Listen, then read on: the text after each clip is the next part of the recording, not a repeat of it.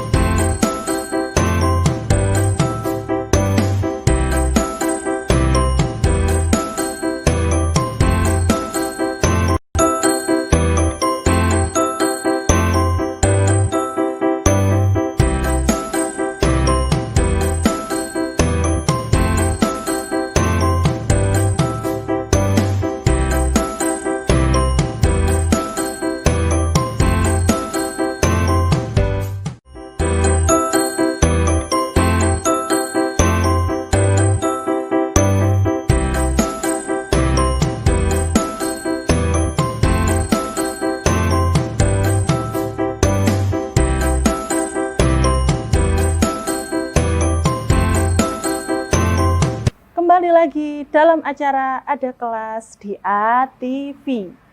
Mari kita simak pembahasan selanjutnya.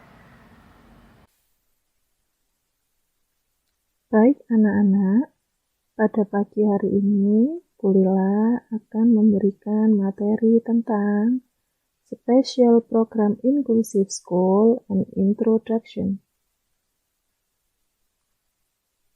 Dibimbing oleh tim guru pembimbing khusus SMP Muhammadiyah 2 Malang. Seperti yang sudah Bu Lila singgung di awal, tujuan program sekolah inklusi meliputi 1. Mendorong siswa-siswi untuk memahami konsep sekolah inklusif. Yang kedua, mengajak siswa-siswi untuk mendukung program sekolah inklusif. Dan yang ketiga, mendorong siswa-siswi untuk memiliki kepedulian akan terciptanya sekolah ramah anak. Baik anak-anak, mari kita mulai.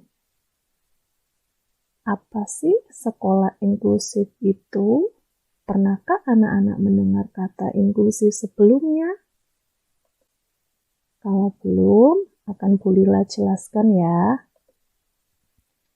Inclusive School atau sekolah inklusif adalah sistem layanan pendidikan yang mengatur agar anak berkebutuhan khusus dapat dilayani di sekolah terdekat, di kelas reguler bersama-sama teman seusianya. Dasar penyelenggaraan pendidikan inklusif tercantum dalam Undang-Undang Dasar 1945 Pasal 31 ayat 1 dan Undang-Undang Nomor 20 Tahun 2003 tentang Sistem Pendidikan Nasional. Ada juga Undang-Undang Nomor 20 Tahun 2003 Bab 4 Pasal 5 ayat 1 dan 2 tentang hak memperoleh pendidikan. Serta ada di Permendiknas Nomor 70 tentang pendidikan inklusif bagi peserta didik yang memiliki kelainan dan memiliki potensi kecerdasan dan atau bakat istimewa. Permendiknas Nomor 70 Tahun 2009 tersebut selanjutnya oleh pemerintah daerah dipergunakan sebagai rujukan dalam penetapan kebijakan implementasi pendidikan inklusif di wilayah kerja masing-masing.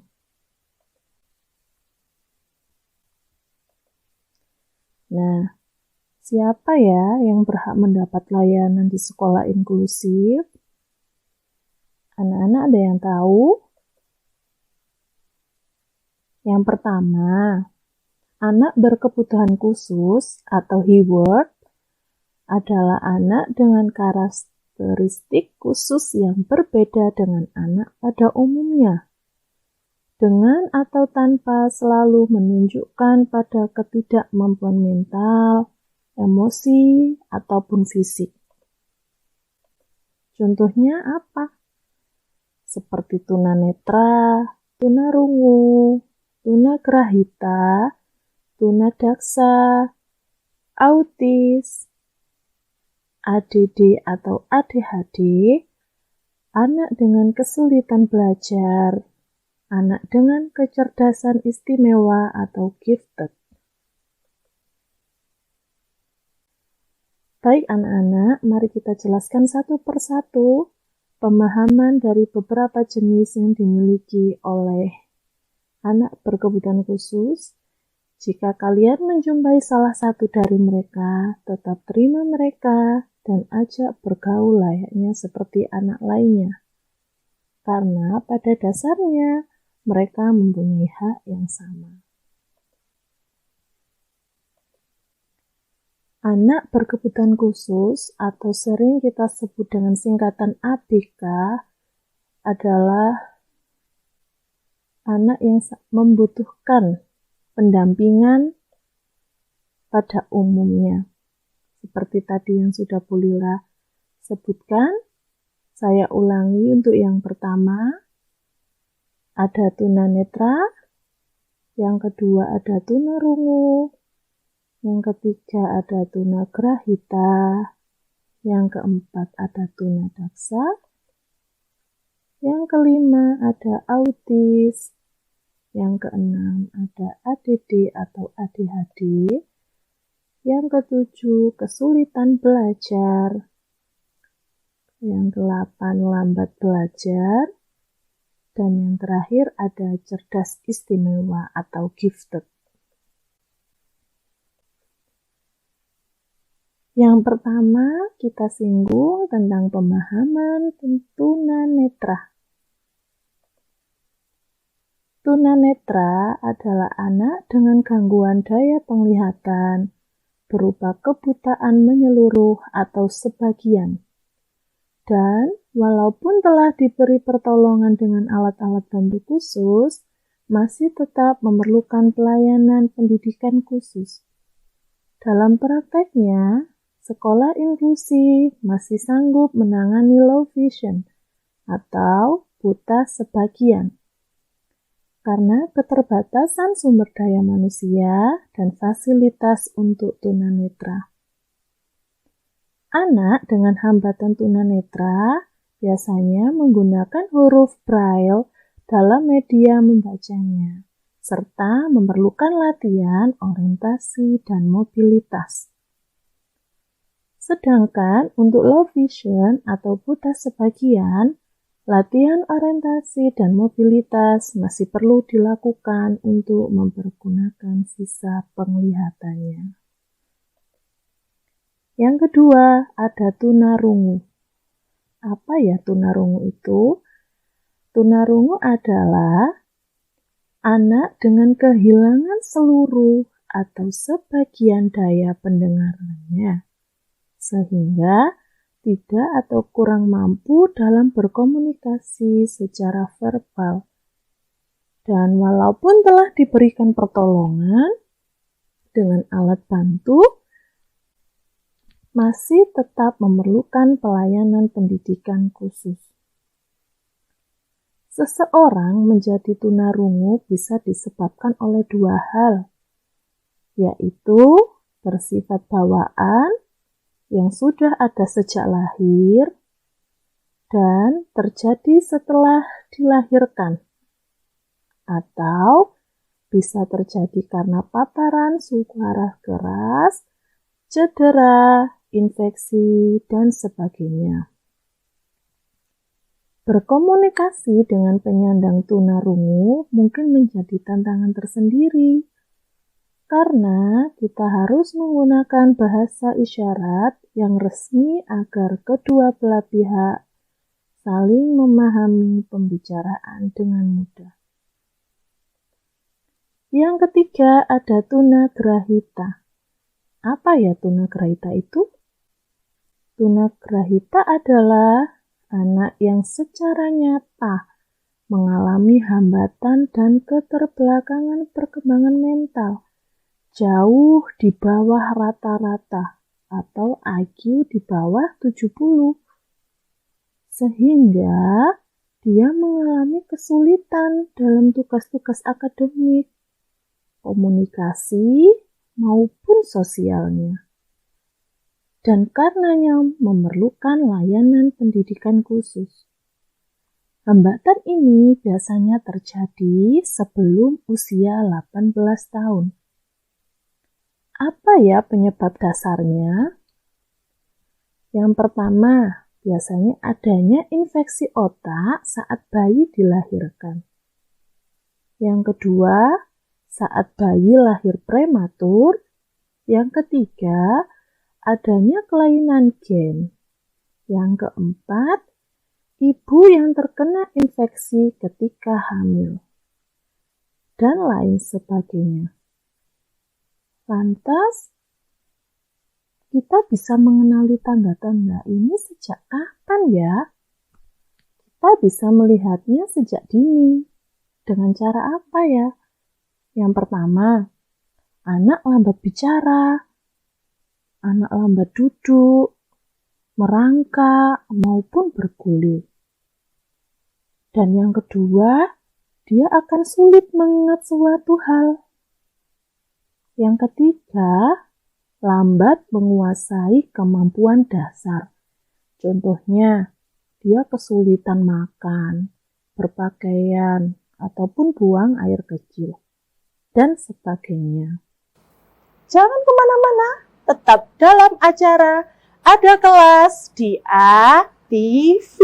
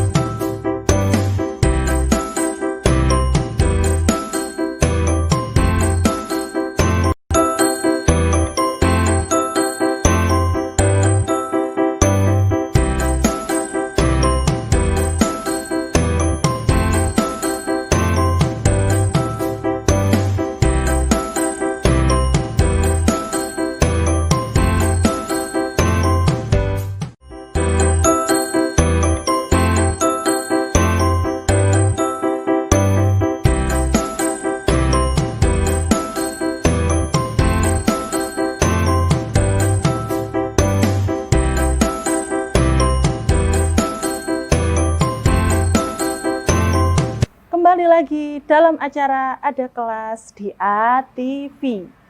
Mari kita simak pembahasan selanjutnya. Selanjutnya, yang keempat, ada tunadaksa. Wah, kok ada seseorang yang duduk di kursi ya? Maksudnya apa nih? Kita lihat ya pengertiannya. Tunadaksa adalah anak yang mengalami kelainan atau cacat yang menetap pada alat gerak, seperti tulang, sendi, maupun otot. Sedemikian rupa sehingga memerlukan pelayanan pendidikan khusus. Anak dengan penderita ini akan kesulitan mengkondisikan tubuhnya, sehingga membutuhkan bantuan orang lain. Seseorang yang menyandang tunadaksa membutuhkan rehabilitasi sebagai sarana pemulihannya. Kondisi ini bisa terjadi karena beberapa faktor, di antaranya faktor kelahiran, faktor kecelakaan, maupun terkena virus polio.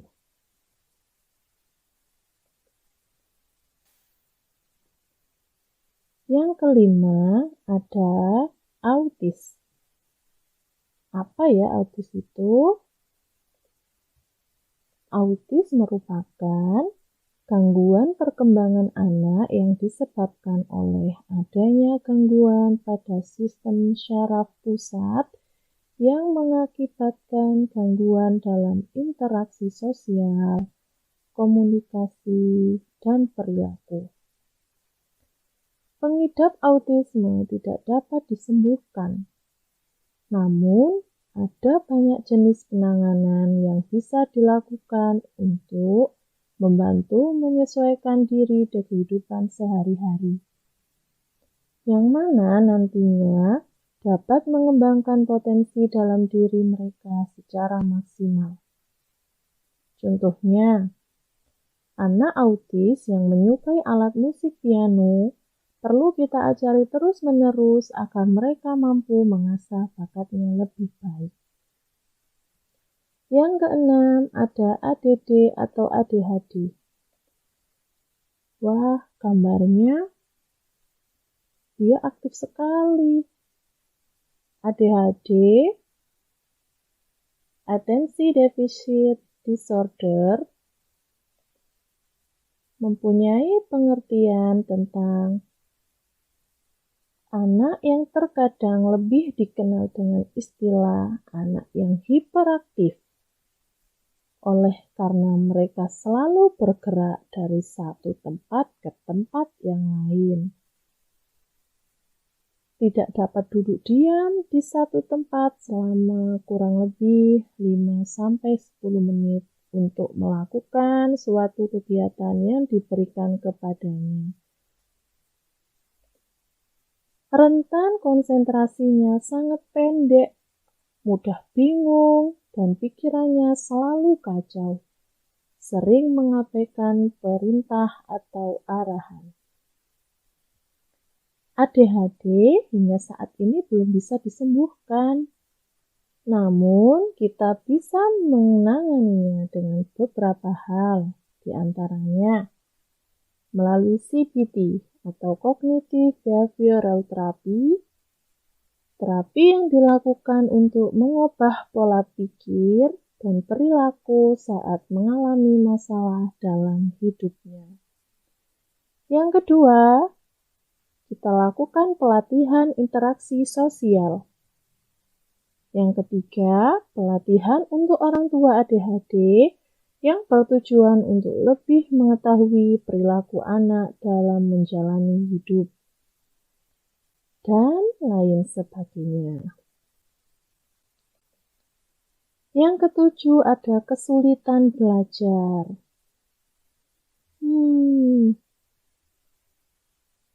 Gambarnya sih kesulitan ya. Apa nih maksudnya? Coba kita lihat ya. Kesulitan belajar ini, anak yang berkesulitan belajar spesifik adalah anak yang secara nyata mengalami kesulitan dalam tugas-tugas akademik khusus, terutama dalam hal kemampuan membaca, menulis, dan berhitung atau matematika. Diduga disebabkan karena faktor disfungsi neurologis, bukan disebabkan karena faktor intelijensi atau intelijensinya normal, bahkan ada yang di atas normal, sehingga memerlukan pelayanan pendidikan khusus. Anak berkesulitan belajar spesifik dapat berupa kesulitan belajar membaca atau disleksia, kesulitan belajar menulis atau disgrafia, atau kesulitan belajar berhitung diskalkulia, sedangkan mata pelajaran lain mereka tidak mengalami kesulitan yang signifikan atau berarti. Yang ke-8 ada lambat belajar. Atau bisa disebut dengan slow learner. Lambat belajar adalah anak yang memiliki potensi intelektual sedikit di bawah normal, tetapi belum termasuk dalam kategori tunagrahita. Dalam beberapa hal mengalami hambatan atau keterlambatan berpikir, merespon rangsangan, dan adaptasi sosial. Tetapi masih jauh lebih baik dibanding dengan yang tunagrahita. Lebih lamban dibanding dengan yang normal. Mereka butuh waktu yang lama dan berulang-ulang untuk dapat menyelesaikan tugas-tugas akademik maupun non-akademik. Dan karenanya memerlukan pelayanan pendidikan khusus. Yang ke-9, cerdas istimewa atau gifted. Apa pemahaman dari gifted? Anak yang memiliki potensi kecerdasan atau intelijensi, kreativitas, dan tanggung jawab terhadap tugas atau task komitmen di atas anak-anak seusianya atau di atas anak normal. Kenapa cerdas istimewa membutuhkan pelayanan khusus?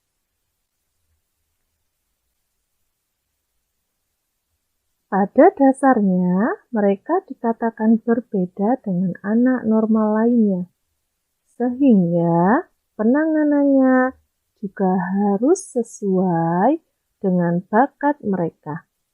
Dengan pemberian metode pendekatan secara personal, kompetensi khusus akan lebih tersampaikan. Program sekolah inklusif merupakan integritas dalam program sekolah secara keseluruhan, yang mana dapat dibagi sebagai berikut. Yang pertama, belajar bersama di kelas reguler. Yang kedua, belajar di kelas khusus. Yang ketiga, adanya kegiatan pengembangan diri. Dan yang keempat, adanya kegiatan pengembangan bakat dan minat. Kurikulum yang ada di sekolah inklusi adalah hasil modifikasi dari kurikulum nasional yang disesuaikan dengan kebutuhan siswa, dengan kebutuhan khususnya. Lebih menekankan pada perubahan sikap yang lebih adaptif dibandingkan ketuntasan akademik. Konsep pendidikan inklusif adalah pendidikan yang ramah untuk semua anak. Sekolah inklusif ada untuk semua anak bangsa yang berhak mendapatkan kesetaraan pendidikan. Sekolah inklusif hadir tidak hanya untuk melayani siswa dengan kebutuhan khusus, namun juga siswa-siswi lainnya, di mana di dalamnya mereka dapat saling belajar, saling memahami, dan saling bertoleransi. Sekolah inklusif merupakan tantangan bagi semua guru untuk dapat memahami keberagaman individual atau individual differences.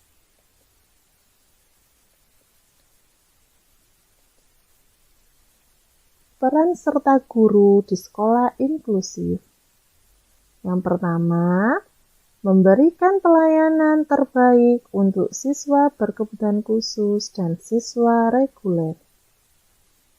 Yang kedua, menyusun modifikasi kurikulum untuk siswa yang memiliki hambatan kecerdasan.